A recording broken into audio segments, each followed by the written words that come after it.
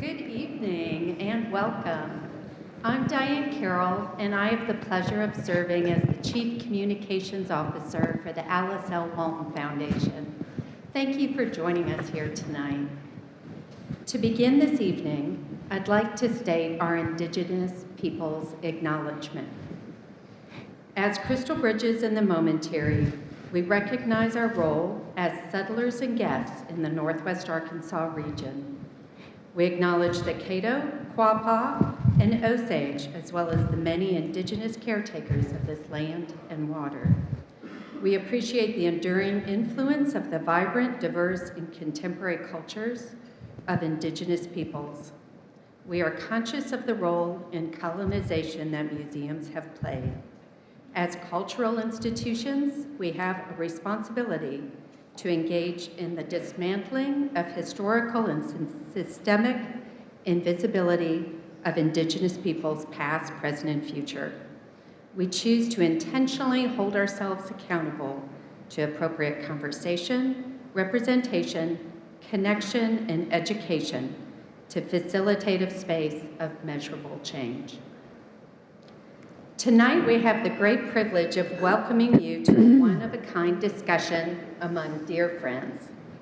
Following the discussion this evening, there will be a special screening of Catherine's award-winning documentary, Aggie. Before we jump into the conversation, I'd like to extend our gratitude to those who have made this evening possible. To Blake Street House for its partnership in presenting the conversation, to our members and volunteers who make everything we do here possible, and of course to all of you. Thank you for spending your evening with us. Please join me in recognizing our wonderful supporters.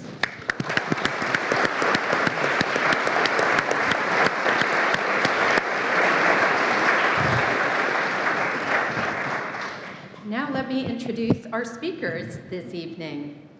Crystal Bridges founder Alice Walton is committed to increasing access to arts, improving education, enhancing health, and advancing economic opportunity for all.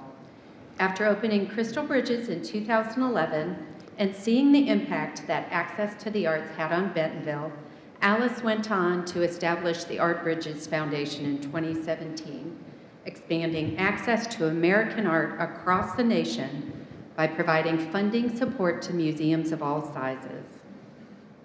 Many of you here tonight may have also recently heard about Alice's work in providing access to offerings that improve health and well-being. In the past few years, she's founded the Whole Health Institute, the Whole Health School of Medicine, and now through the Alice L. Walton Foundation.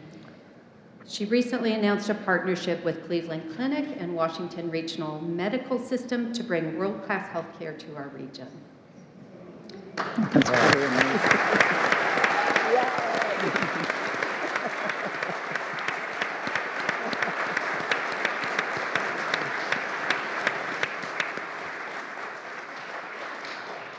To Alice's left is Agnes Gunn, President Emerita of the Museum of Modern Art and Chair of its International Council. She is also Chair Emerita of MoMA PS1. Agnes is the founder of Studio in a School, a nonprofit organization she established in 1977 in response to budget cuts that virtually eliminated art classes from New York City public schools.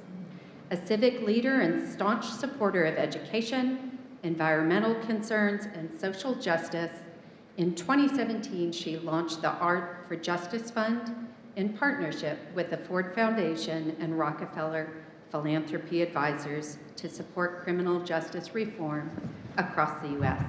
Please join me in welcoming Agnes.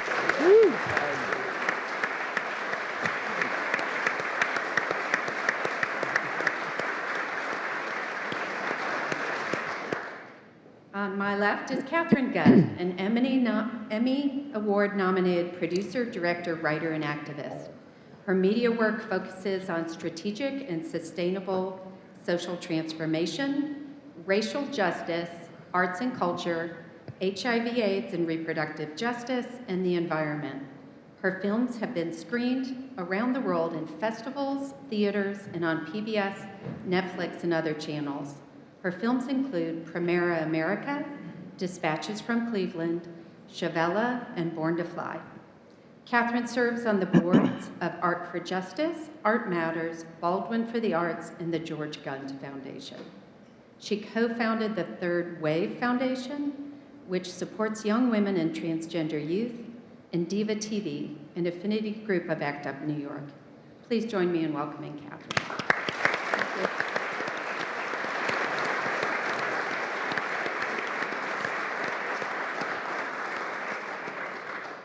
Guiding the conversation this evening is Darren Walker, president of the Ford Foundation, a $16 billion international social justice philanthropy. Under his leadership, the Ford Foundation became the first U.S. nonprofit to issue a $1 billion designated social bond in U.S. capital markets for proceeds to strengthen and stabilize nonprofit organizations in the wake of COVID-19. Before joining Ford, Darren was vice president at Rockefeller Foundation, overseeing global and domestic programs. He co-chairs New York City's Mayoral Advisory Commission on City Art Monuments and Markers, and has served on the Independent Commission on New York City Criminal Justice and Incarceration Reform, as well as the UN International Labor Organization Global Commission on the Future of Work. Please join me in welcoming Darren.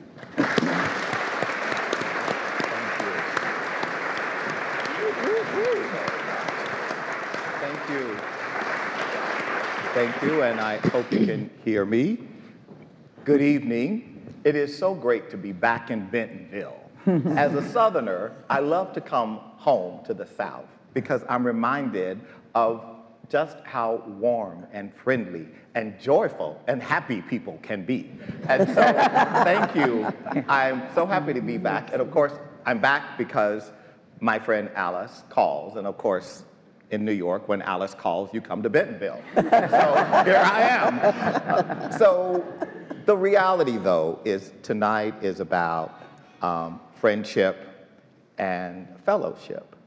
And I want to just acknowledge the long friendship of these two extraordinary women who both possess a sense of humility, growing up in families as a woman, the girl, sometimes the only girl, with strong fathers and a big legacy to fill.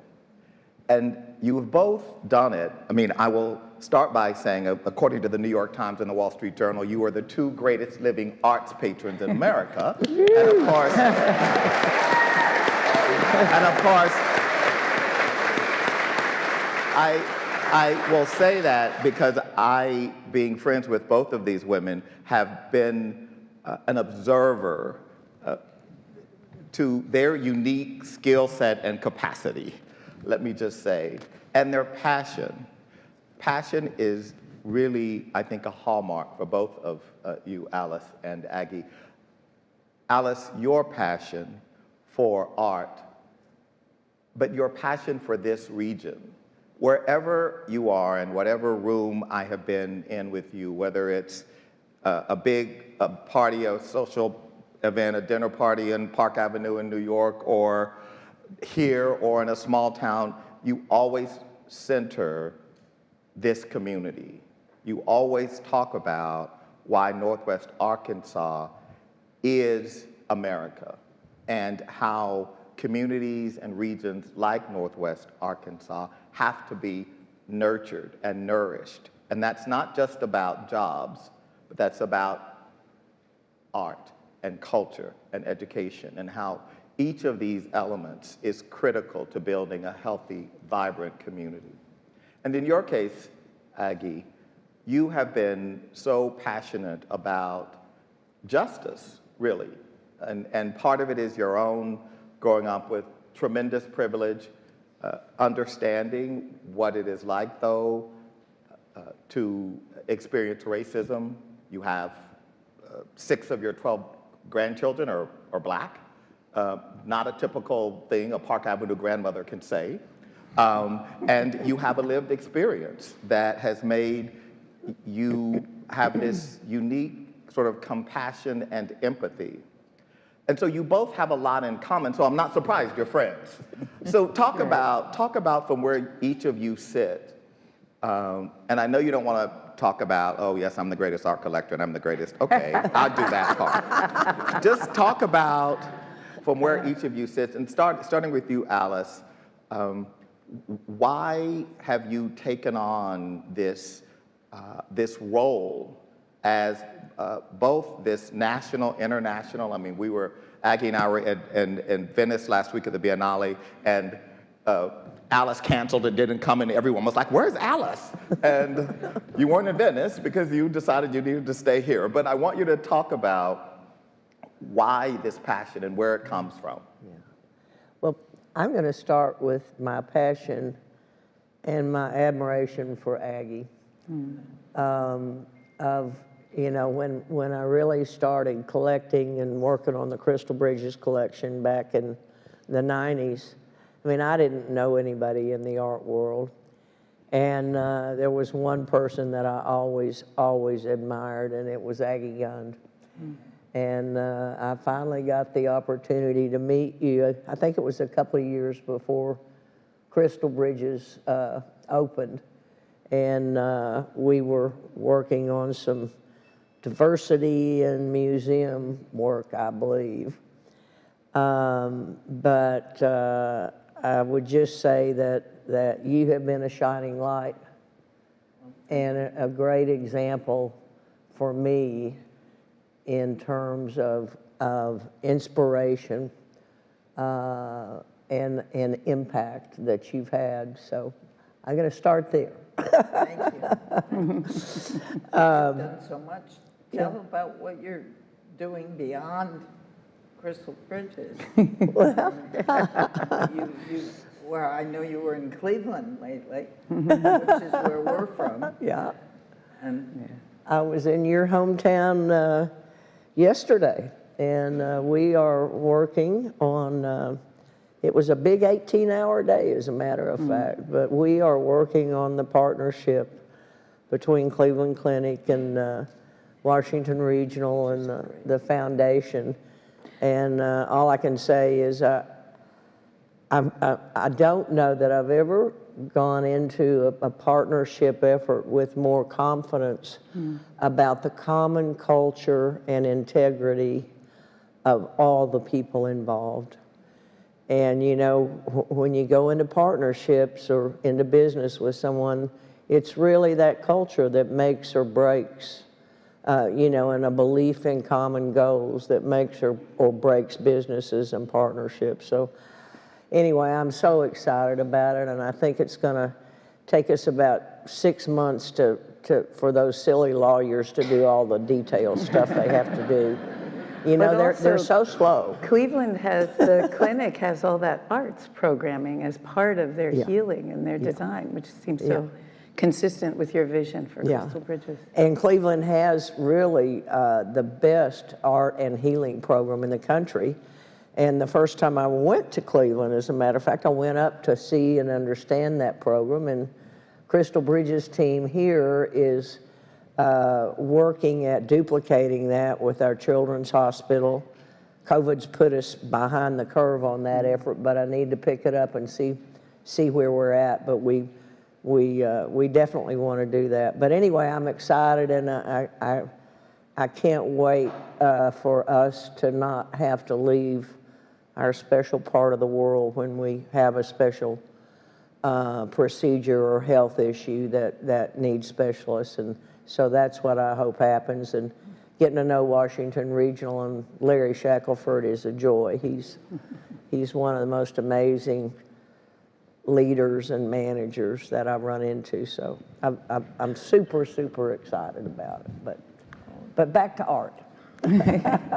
well, you have such a marvelous place here. The first time I came, I couldn't believe the combination of nature and art, and that really made me happy. It was a place where you can appreciate the art, but usually they're separate. They're in, buildings that are blocked off and aren't open to the environment. And in this, you have this marvelous combination that I think makes it especially beautiful and great to be here, as well as it's great art.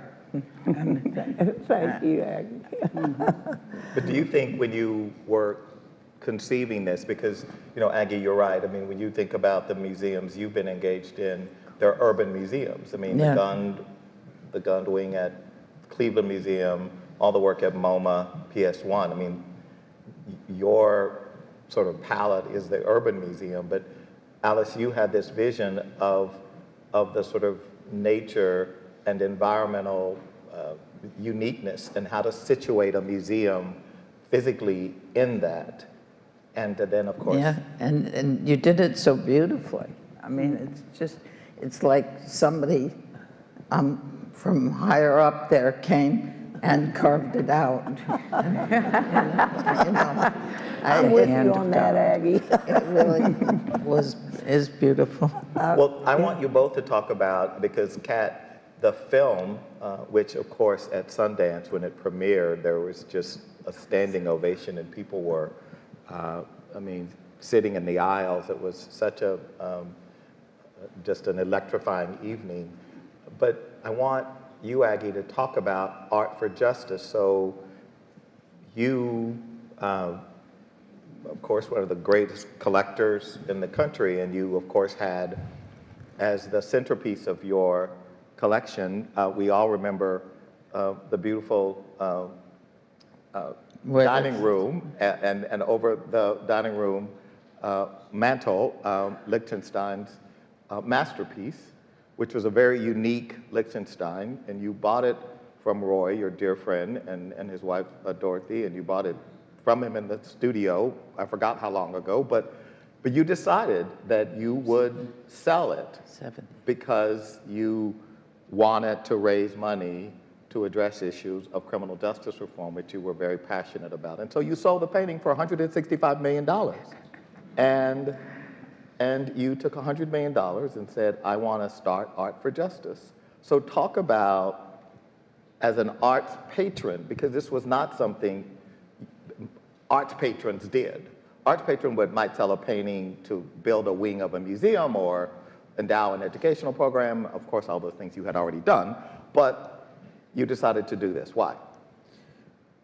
Well, I first of all, I thought, and Catherine is on this board with me, or the group that talks about things and is led by Helen Wang, who Helena Wang, who does a great job, but of working with three of us, Sonia Lopez and Catherine and myself. And then we have to, it gets approved by different groups. You know, the Rockefeller brothers and of course Ford. And Darren has been fabulous because he's lent us so much help for But this isn't about Darren, this is about you. So we're going to talk about, this is, so you got this, you were motivated to do this. Why? Why'd you sell the painting? Why'd you sell the picture? It could still be over your dining room where I enjoyed it, and over your dining room. I really like. She used to have the most beautiful dinner parties, and the tables would be so beautiful, and the silver, everything, the candles, and then that beautiful painting, and now it's gone. So talk about why you did that. It's been substituted by a great artist who just had a beautiful show, Stanley Whitney. I love Stanley Whitney, but it's not Roy Lichtenstein. but it isn't that it's missing completely, because there is this other good. Well, the thing that really motivated me to do it was the injustice done to blacks and people that were incarcerated, some of which a lot of them didn't have a fair chance to plead their case, didn't have a lawyer that was interested in doing that. They were rushed, they were in places that were not easy to live in. And Rikers is a perfect example of that. Everybody knows this is the county jail in New York City, which is... And it really made me think, what is it that's needed that hasn't been done or isn't being done? And where I lived, that was one of the major things. And then I also, as you said, I have these grandchildren, 6 of them that are Black, and it really made me want to do something in their stead. Because you of course, I remember you telling me how even when the boys were little boys, and they'd come into your very fancy building on Park Avenue, and everyone, and the doorman, and it was all, but as they got to be big boys with hoodies and coming in, it was a different thing. Well, it made me very scared for them because, you know, they just don't seem to have the same chance either in or out of prison. I say that because so many of them don't seem to have a fair chance in prison. And I think one of the things I've been most interested in is that they can get out and they can do such an amazing job because they can make a career. And this is particularly the people who are artists, because you've had a particular interest in people who have artistic ability. And they really have been very good artists. I mean, we've had joy, Catherine has the same joy, to go to the exhibitions of many of these people that come out of prison, and they do superb things in art. There's one man that is very involved with quilting, and he lives in a small town in Pennsylvania, Lancaster, Pennsylvania, and he does quilting, and the quilts are really pretty extraordinary. And so you've really done a lot to support the post-incarceration period for a lot of vulnerable people, because that period is very vulnerable, and recidivism rates. Yeah, and you get dumped on Canal Street when you finish prison, and you have no money, and you are out of prison, and you've gone through whatever it takes to be released from prison, and you are put in a place with no money, and so the recidivism rate is very high. We have a person that we've gotten to know since the beginning of the fund, Susan Burton, who is from California. She was in prison 3 times. She got out the 3rd time, and she decided to make a home for people that were coming back from prison, women that were coming back, and it spread enormously. And as Catherine knows, she's really a fantastic person. And she's really started a national model, because for many of the women who are incarcerated, over 50% are there for usually domestic violence and some issue relating to dealing with violence in a domestic setting. Yeah. And this model, I think, is which you've been funding, scaling that and demonstrating the efficacy of that idea of women who are returning, having access to their children, having access to the supports that allow them to be resilient.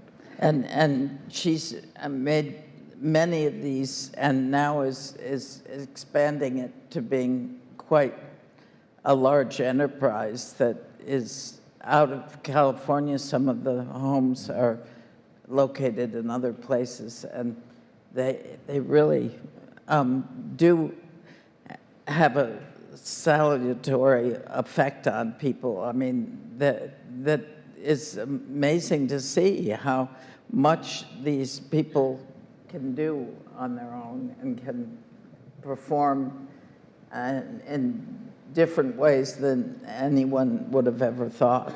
And well, I think part of what you've done, and Catherine, I want to turn it to you in a minute. Well, no, I just was going to say on that, don't start a new question for me. No, please say. No, I just was going to say that Susan, yes, she started now and it's going to go national, this network. But what I think is really interesting about the way Aggie's talking is that it doesn't begin when people get out. Oh, and then someone can become a great artist. It's that Aggie sees people inside for their humanity, sees that there are artists who are incarcerated, not, oh, here's all these criminals, felons, convicts, all these words that are so laden with these negative meanings and huge amounts of pressure and legacy behind them, but instead sees teachers and scientists and artists and organizers like Susan Burton that are people who are being pushed to the side, who are not being able to contribute in the way they want to and can contribute to society. And I think being able to see that, Darren, when we went inside with Aggie to the first time she went in at San Quentin, and we were looking at this prison in San Francisco area, and Aggie went in, we went into an art studio. They have many programs at San Quentin, which is very unusual. And there's this art studio, and Aggie just stayed there the whole time, and she was talking to the artists, and they started sending her artwork from inside the prison. And so I think that being able to see the humanity of people at all points, and I think that points to why you even started Art for Justice, is being able to see that is what really changes the narrative and changes a culture. So it doesn't become, okay, now we have criminals doing this. It becomes, now we have artists who faced a really horrible moment and are being punished in some sort of legacy, historically discriminatory ways, and are up against obstacles that other people aren't. And if we look at artists in that way instead of the other way, it can really change the story. Anyway, that's what I was going to say. Thank you. And I think, you know, the point of Aggie's leadership on this has elevated it. And of course, I mean, you know, going to San Quentin that trip was seminal. I think this whole effort and Aggie's leadership and her messages to people like her and Alice. Of course, I think it's interesting, the 4 largest donors to Art for Justice are women: Aggie, Alice, Mackenzie, Scott, and Julie Meritu. And Julie Meritu, exactly. Which is, I think, fascinating, because this whole point of seeing the humanity, and Aggie has supported arts programs in prisons, and I think elevating it and changing that conversation at places and with people who never would. I mean, there was a wonderful photograph of Aggie. There were lots of photographs from that trip to San Quentin, and one of them was very poignant when the Wall Street Journal did a profile on Aggie, and I thought it was so interesting because one picture you were in, like, they put you in a ball gown or something, and then the other you were in prison, and it was a really interesting juxtaposition of your life. And but I'm going to tell the story, but I don't stop. So we were Aggie has made it cool. I mean, I literally was we were at a very fancy New York dinner party, and I was standing in the foyer, and this well-known socialite walks up to me because she saw the story, and she said, "Darren, you have to take me to prison." And because she said, "I saw everybody's talking about Aggie going to San Quentin. You have to take me to prison." And the point was, you know, I was like, it's in California. We're not going to go to San Quentin. But my point was, people like that, even if it's superficial, I mean, you've elevated this issue. Alice, you have elevated because you have been, I think, beating the drum about diversity in museums. You have, through your own philanthropy, funded millions in training. You've done HBCU Art Museum internships. You've done internships at some of the Walton Foundation schools. Talk about why, for you, that is important as an arts philanthropist. Well, you know, when Crystal Bridges really we looked at ourselves and we went, uh-oh, in 2014, I think we You know, up until then, all we wanted to do was get the doors open, and it looked highly unlikely at times. But we were open 2 or 3 years, you know. And the last thing, frankly, I'd ever thought about was the composition of our staff. It just had not crossed my mind, like so many people. And we took a mirror to ourselves and we went, ooh, oh. And because we were wondering, why are we not getting the diversity in our audience? Well, if people can't see reflections of themselves and their identity on the walls and in the staff, they're not going to feel at home and they're not going to be comfortable. So we went on a journey to Rod Bigelow, our beloved director, who has COVID, by the way. But he's not too sick. He seems to be doing okay. But Rod became our CEO and chief executive and chief diversity officer. And I'm very happy to say that within 3 years, we had made a substantial change. Now, 7 years later, we are far, far above the average and one of the most diverse staffs and management and leadership and board in the country. So, Right. yeah. I mean, that's what's amazing.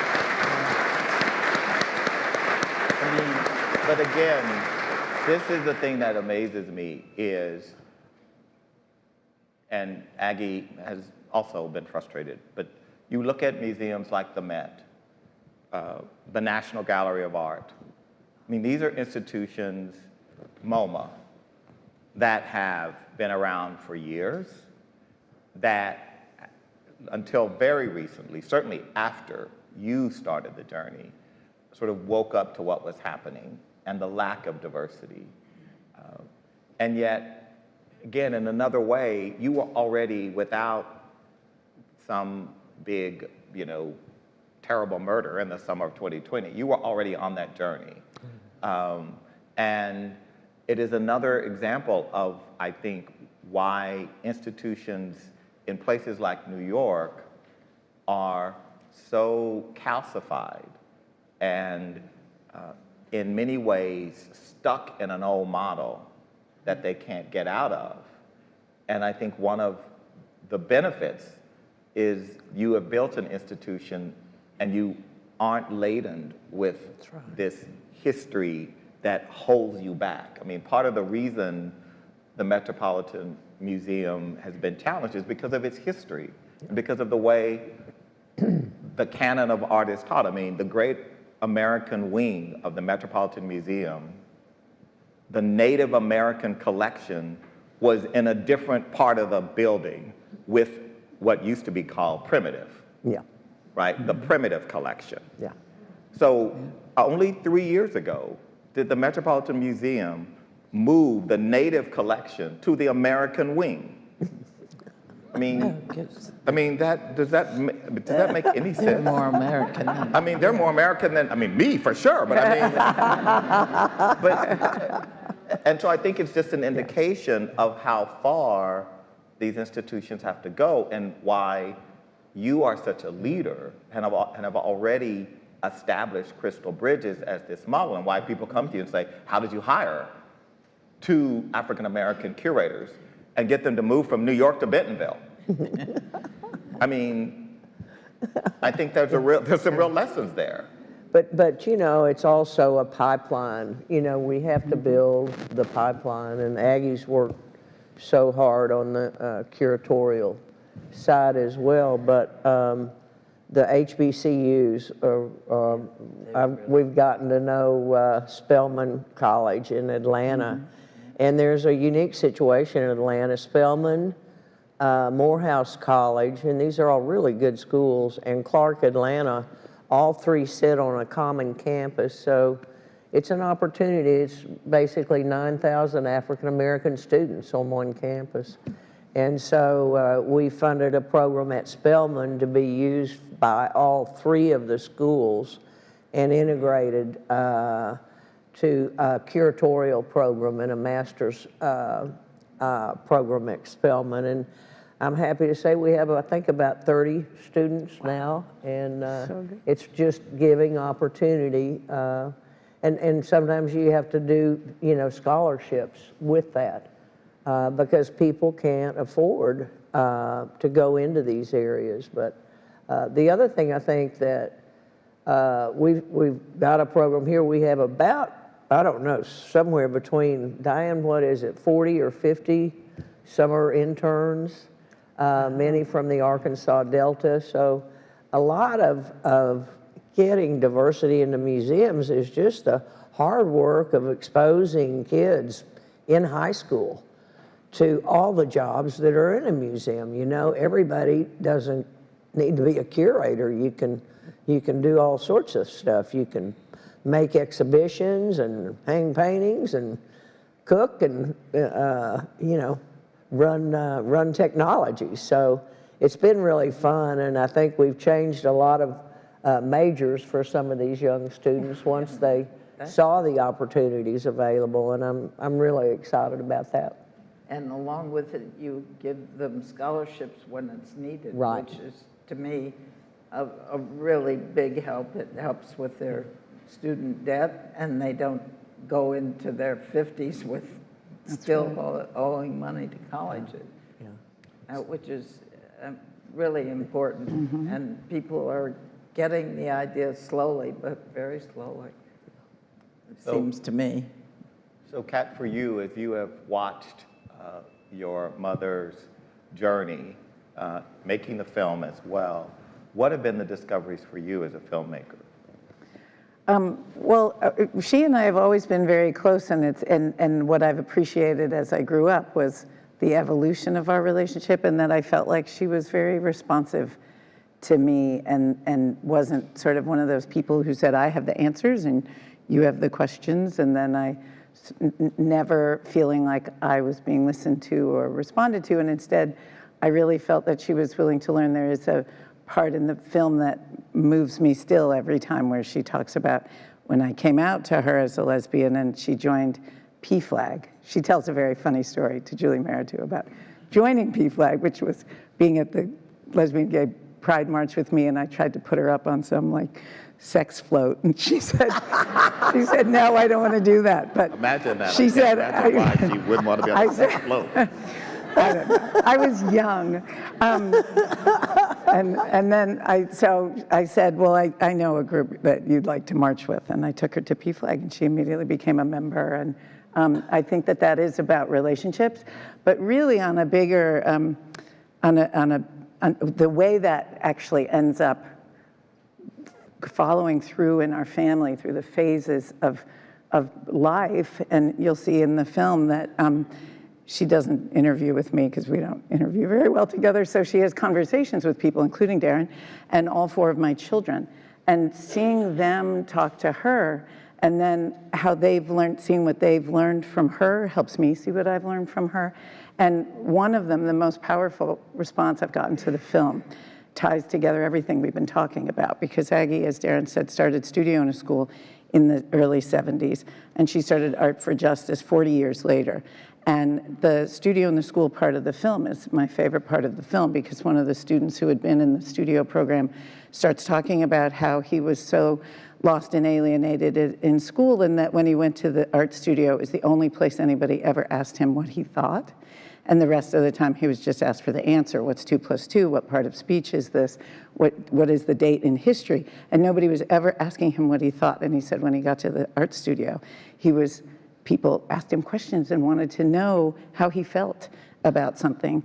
And he says these other beautiful things you'll see if you get to stay for the film. But one of my children, after he watched the film, it's going to make me cry to say it, he said, you know what I realize now is that if Studio in a School had been everywhere, in all schools, and that all children had access to critical thinking and to being able to express themselves and explore their sense of self and their emotions, he said we would never have needed Art for Justice. Yeah, we would have needed it, yeah. Because we know from the research, and both Alice and Aggie talk about this all the time, the power of arts education. That's right. And we know And in fact, we have a question here already. There are questions coming in quickly Oh, nice. for you to, but one of them is about arts education. And let's talk about arts education, and which of course is a focal point in the film. But what is happening in this country around arts education? We know the value, the research says that young people who are exposed to the arts develop empathy, compassion, critical thinking skills. And so that will make them ultimately, I mean, parents want their children to be empathetic, to be compassionate, to be able to think critically. So Aggie, Alice, both of you spend lots of your philanthropy on arts and arts education. Alice, you're going to double your capacity here to do arts education in the new building. But talk about that and how you see arts education.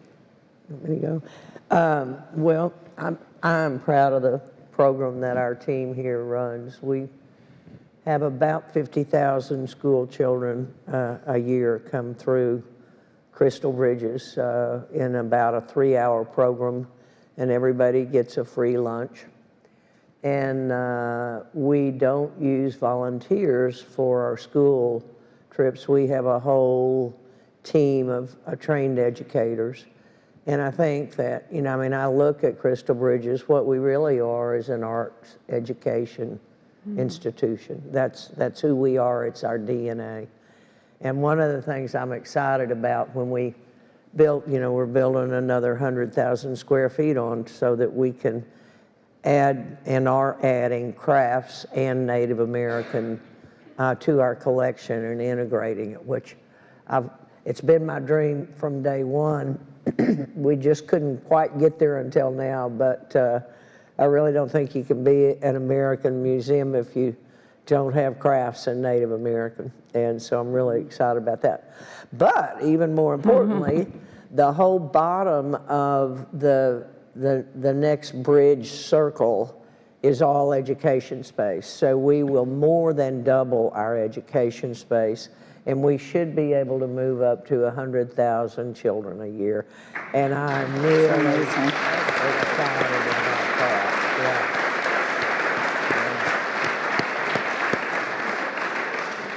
It's one of the things that makes me so happy because, you know, I didn't have anything like that growing up here in Bentonville, a little town of 2,000. There was no art teacher. There was no nothing. And so for our kids to have that access just makes me very happy.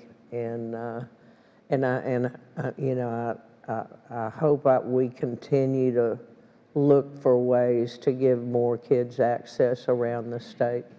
That's great. I think that's terrific because where we have done with the program called Studio in the School, work in New York to try to get there. Now that COVID occurred, with the occurrence of COVID, there is, you know, the number of people has, in one of the programs, the Institute, has dwindled.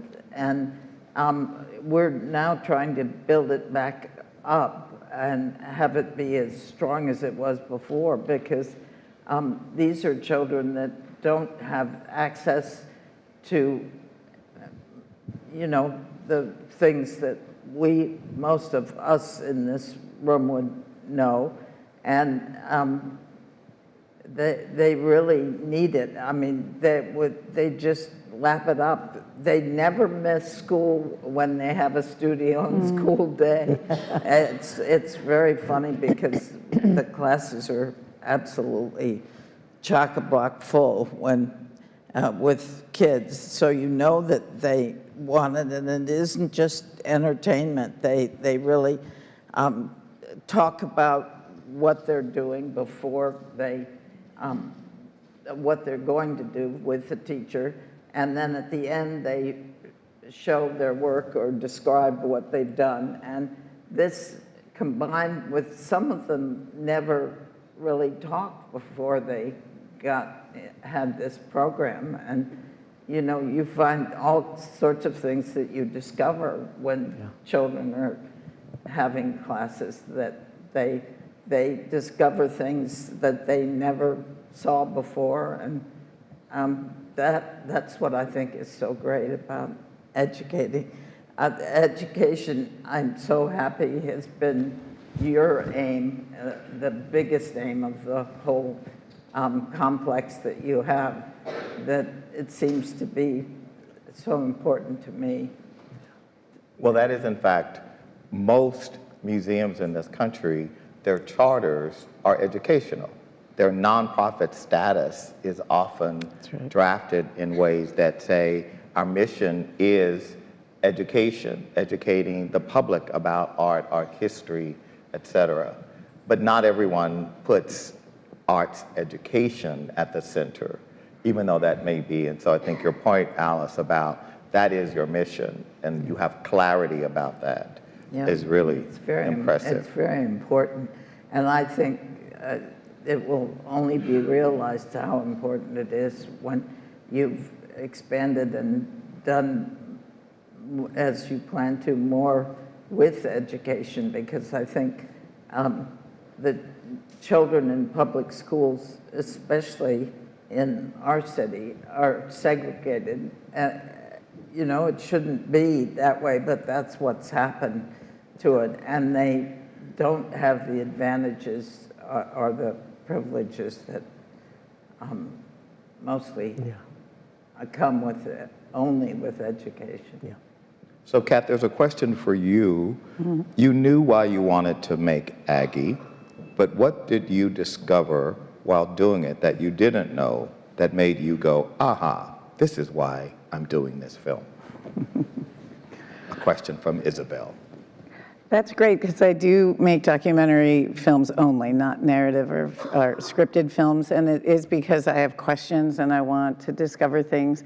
And I think it does relate to what I said earlier, but I knew I wanted to make the film when Aggie started Art for Justice, because I thought the alchemy of turning this painting, using her intention and putting the intention behind it to turn this painting into an investment in the imagination in order to fight mass incarceration, was this kind of incredible but obvious thing.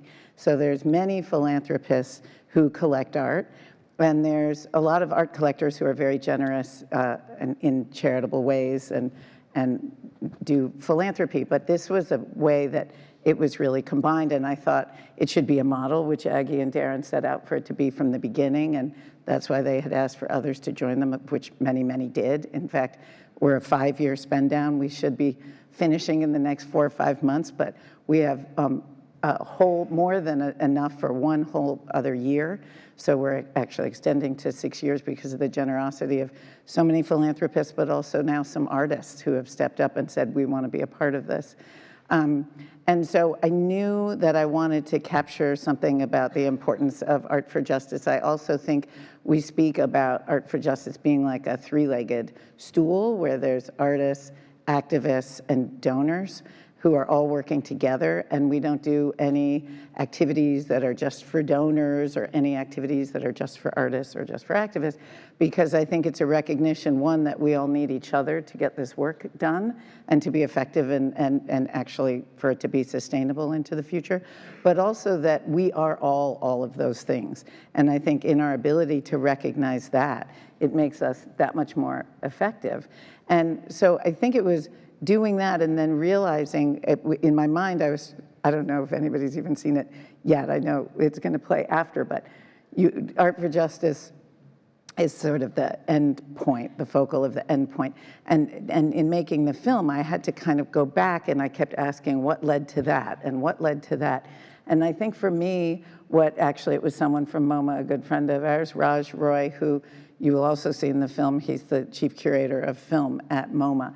And he interviews Aggie at one point. And all these different interlocutors in the film, I said to him once, I think they all showed parts of Aggie. There's Darren, there's my children, there's artists, there's friends of hers, there's all these different kinds of people who interview her, and they're all different sides of her. And he said, yeah, but what's true is they're all different sides of you too. And since I wasn't able to do the interviews, I had also found people who represented all these. And so I think that's a long way of saying, I guess one of the big revelations would be how much more we had in common than I might have thought. I mean, like I said, we were always very close, but I thought we were so different. And we are very different, but we do have a little bit of a heart thread, internal coherence that is similar, and I think getting to make the film, except, you know, you will see in the film that she doesn't want the film to be made about her. Aggie's not really interested in that making a was film. hard. That becomes really clear at the beginning. Yes, she's very clear about that. I want you to talk about the Words of Art game, because you've got this really cool. I know, I meant to ask Kevin to bring one. I don't think we have one in the room, but word. It's a cool art game. game. So talk about that. Okay, so the game, it relates to what we're saying because there's no right and wrong answers. People get nervous when I say it's cards. It's 150 cards that are pictures of art that are or have been in Aggie's collection. So many are art pieces. You could do one at Crystal Bridges. I mean, what's incredible about it is that everyone here has played either Apples to Apples or Cards Against Humanity. Not my favorite game. I can't stand that game, but it's more like Apples to Apples, but it's with pictures. And so you look at your cards and you tell a little story, like a word or two. You say, you know, on the other side, or you know, whatever you might say, a Saturday morning. And that's the feeling you get. So you don't have to know who the artist is or anything, and there's Rothko's and Lichtenstein, and then, of course, beautifully, there's all these artists that Aggie's like, well, I like the art piece. Doesn't matter if anyone knows who they are, or if they're famous or not. And she's always told us that it's really just what you like. It doesn't matter if it's worth $165 million or 10. And you take the card and you put it down. Everyone else looks in their cards and tries to find something that looks like the other side. And some are diptychs, and some are, you know, there are all these different ways. Some are behind a wall or something. And so, and some people are very abstract, and some people are very literal. And then you turn them over, and you have to bet on or bid on which one you think is the storyteller's. And you get points if someone is just like Apples to Apples. If someone picks yours. Sometimes. Aggie does very well in this With game. her collection, I hope she does very well. But you don't have to, but it's not because she knows, it's because she intuits people. And it's really about knowing who you're playing with and knowing, you know, you might say America and put down a Fred Wilson piece, right? With this big white baby and a little, like, old stereotypical mammy figure. He has this sort of sculpture. And so you might think, okay, and you might say America and put that down. Someone else might have in their hand the Jasper Johns map of the United States. And they might say, well, that looks like America. So you're going to get these very different ideas. It's not about knowing who's Johns or who's Fred or anything. It's about thinking, would Catherine put down the map of Jasper Johns and say America? No. I might put it down for other things. But, you know, and so you got to guess in that way. But what's fun is all ages can play. You know, the young kids, someone the other day put Lyle Ashton Harris down, one of the collage pieces, put face down and said refrigerator door. And if you know this piece, it's like, looks like, you know, it looks like a refrigerator door with a lot of, but you know, and then there's other pieces, and it's a riot. It's so much fun. It's sold at Amazon and all the other places online, and a lot of museums and bookstores and whatnot, but you can find it online. It was made by Penguin Random House, and it's got 150 artists. It's got just over half are women, and over a third of the artists are people of color. And it unfortunately, as we've been pointing out, museums don't have collections that reflect that, even that percentage. Yeah. Right. But I think it's such a great, I mean, I gave 180 at Christmas, I love mailing that. out to everybody, and everyone loves this game, and it just comes in a beautiful box, and it's just got all of Aggie's art and the little story, and it is a great game for people who love art, and it's a great game with your kids or your grandkids, and yeah, it's a lot of fun. I think we need to carry that at the Crystal Bridges gift shop. That don't would be you? great. I'll see if I can talk someone into that. No, it's really, really great. All right, we're going to have to wrap in a minute, but I do want to have each of you just share from your perspective as we close. Aggie, one question that has come from the audience is, what are you most proud of among all of the things you've done in Art for Justice about turning around someone's life? How would you describe the thing you're most proud of? Well, I think I'm, first of all, lucky to have learned so much that I didn't know before I started this project, that I really learned a lot about how people can react to help that they get through different things that they do, like education, like being able to repair their lives and go on to do something really great with it. I think it's turned me into a different person. I've learned a lot from Catherine and Sonia, who are on this little committee with me, that, you know, there's always more you can do and more that you can the way you're doing it, build so much on what you already have, but you continue to build. And that's the thing that I've learned most from it. So I don't know what more I can say, except I've learned a lot. That was pretty good. Well, and you've made a difference. I think part of your genius is your curiosity about the world, and that you have been a lifetime learner. There are some people who stop learning, or who, quite candidly, are too arrogant because they think they know everything. And I think you've always been a learner. Yeah, I certainly did learn with this. You know, it was a world that I hadn't lived in, and it had been very separate. We lived in the country outside Cleveland, and really, except when we went into schools and went, as we did, away to schools, because my mother died when we were fairly young. And so I just was very protected and didn't know much about. You were like a lot of women of your class and background. You led a very sheltered life. I mean, pretty. Yeah, I mean, you lived in a pretty isolated part of the world. You were sent off east to boarding school as a young girl, and you stayed and went to school and private schools and very sort of bucolic, beautiful places, but you didn't see a lot of diversity. Yeah, that's true. And so it was a process that has helped me as much as I've been able to help other people. So. Alice, for you, what are you hopeful for? What do you want for your community? You've built so much. You have disrupted the arts ecosystem. You have more than a few people in New York not happy that you've stolen some of our treasures and brought them down here. There are not just a few people who are not happy about that. But it hasn't been just about collecting for you.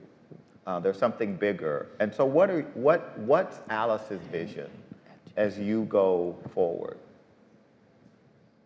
In the arts or? In the arts and for this community. You know, I think we're blessed in this community. Number one, it's such a beautiful place. And people here have their feet on the ground. you know, and there's a work ethic and a community pride and a pride in you know, the thing that I love about this area, Darren, is that everybody gives in this community. It is not about me or my family or 3 people. It is the culture of this community, and it's what makes this community so strong. And my hope is that, you know, I think one of the things I'm happiest about with Crystal Bridges is that we've gotten a lot of visitors here. It's over 6 million now, I think, since we opened. Hard to believe, and growing. And so a lot of people that had these stereotypes about Arkansas and rural America have come here and they go, wow, you know, what a cool place. And so it makes me happy. I mean, you all have seen it. I just love talking to people when they come to town, but it makes me so happy that I think that the national view of our particular region is changing very much for the positive, and I like that. I think that the healthcare area, and the reason I'm spending a lot of time there, was really one of the key holes we had in our fabric, just in terms of people being forced to go long distances for any type of specialty care. And we have real issues of access in our healthcare system, just like we do, you know, in the museum world, issues of access. So there are a lot of similarities, and I don't know how to address those, but I'm committed to it. I can tell you one special thing. We just committed on the new med school, the Whole Health School of Medicine that we're working on. So the first 5 years, we will do full scholarship.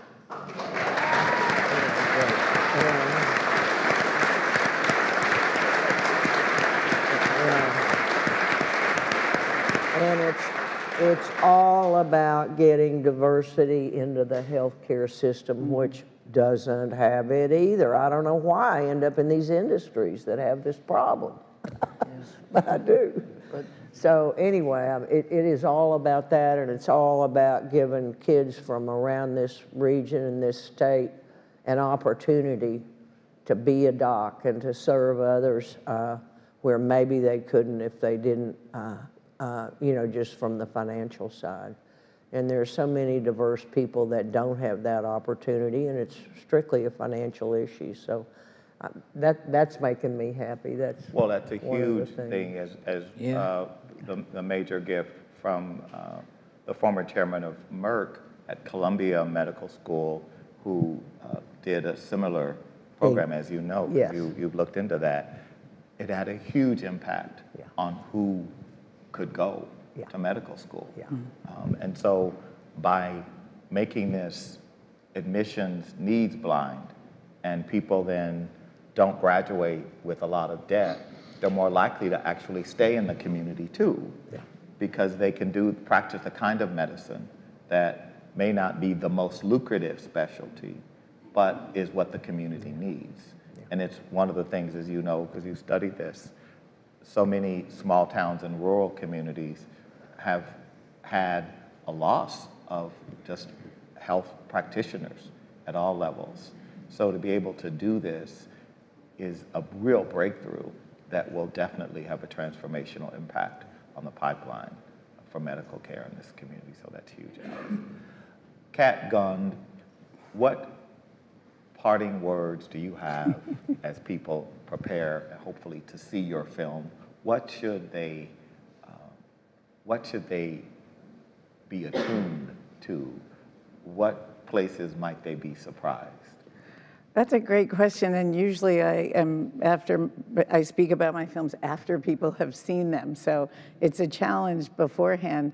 But one of my favorite things to ask people afterwards, even if they don't say them out loud, is what stuck with you from the film. And as you'll see, it's about a life, but it's sort of about all of our lives. How did we become who we are? How come we share, the same race or class or gender or whatever with other people, in fact, maybe our siblings who even had the same parents or were raised in the same household, and yet we have very, very different beliefs. We focus in very different ways. We prioritize different things in our lives. And how do we become that person? I think that's what this is about. So it covers a lot of ground. And in that way, to me, it would just be to, let whatever does what. I could tell you all my favorite. I like when Aggie and Darren are talking. This is one of my favorite parts of the movie. And Aggie's saying, I don't understand. She said, do you hear from people that we shouldn't be doing this Art for Justice? And he said, of course, I hear from people that some people think that people did a bad thing and they should go to prison, and that the system's working perfectly well. And Aggie's immediate gut emotional reaction is to say, have they ever been to a prison? Because if you've been to a prison, you cannot think it's an okay place to send anyone, no matter what they've done. And that doesn't mean that we don't need some kind of correction, some kind of rehabilitation, some kind of way to address the problems in our society. But the way it's being addressed now, and the clear racial discrepancy, and the racism that drives, and the violence that drives the system right now, is inhumane to all of us. And I think when she says that, it really just strikes me. So in that sense, she doesn't want to be in the movie. She answers very quickly. Often she answers a question by asking someone else a question. But just listen to things, because a lot of people say a lot of amazing things, and there's incredible, beautiful art in the movie. And I'm glad you mentioned the sort of restorative justice piece, because one of the things Art for Justice is investing in are those restorative justice ideas. That's right. Where the issues related to the victims and the lives and impacts of violence on victims is engaged. And so I think it's a really powerful film, and I think we are so lucky. I feel so happy to have come here at your invitation, dear Alice, to this beautiful place called Bentonville, and this beautiful, beautiful museum called Crystal Bridges, and to be with my dear Aggie, who loves to travel. And it's not hard to get her to like me when Alice says, come to Bentonville. We hop on a plane. It's not Alice's plane, but it's a plane. It's a commercial plane. This is my first time coming to Bentonville, and it's so nice to be here. And tomorrow, if anybody is around Blake Street, we will be playing Words of Art. I will be playing, not them. Oh, I love it. So, yeah, around dinner time, I think. But if people are around there, we can play some Words of Art together. But it's my first time to be here, and it is beautiful. And I think what you're talking about with the restorative justice, it's about relationships, and it's about relationships to make that better. It's about relationships here. It's so important to have models and inspiration between each other, but for me, for people in the audience, for all of us, and Darren. I mean, I think when people tell their stories and when other people listen, we learn so much. We can go so much further. Well, thank you. We have learned a lot tonight, and I want to thank Agnes Don, Alice Walton, Catherine Don, and Darren Walker.